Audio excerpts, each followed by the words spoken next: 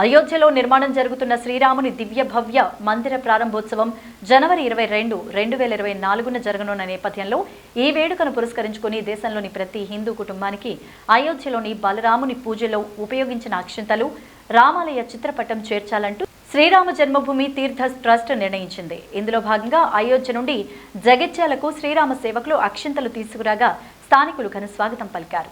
గీతా విద్యాలయంలోని సరస్వతీమాత దేవాలయం నుంచి నగరంలోని పురవీధుల గుండా కోదండ రామాలయం వరకు శోభాయాత్రగా అక్షింతలు తీసుకువెళ్లారు.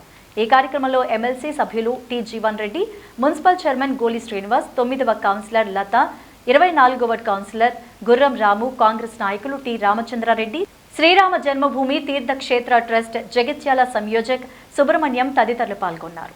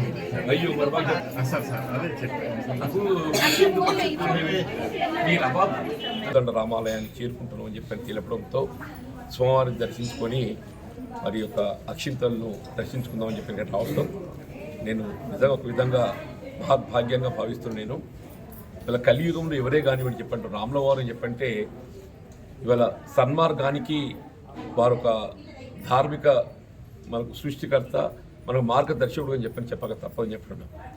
ఎవరి కానీ మానవ జీవితంలో రాముల వారిని ఆదర్శంగా తీసుకోవాలని చెప్పని తలస్తాం. వారు ఏ విధంగా ఏకపత్ని వ్రతుడుగానే వారి కొలుచడం జరుగుతుందో, ఏకపత్ని వ్రతుడనే కాకుండా ప్రజాభిప్రాయానికి గౌరవాన్ని ఇచ్చేటటువంటి ఒక మరి పాలకుడు శ్రీరామచంద్రుడు చెప్పక తప్పని చెప్పండి.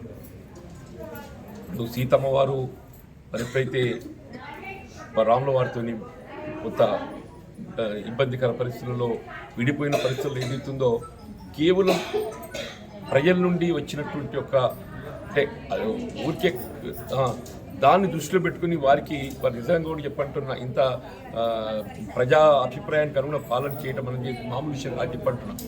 స్వయంగా ఆల్ని చేయించడం అనేది అంటే మామూలు విషయం కాదని చెప్పంటున్నా.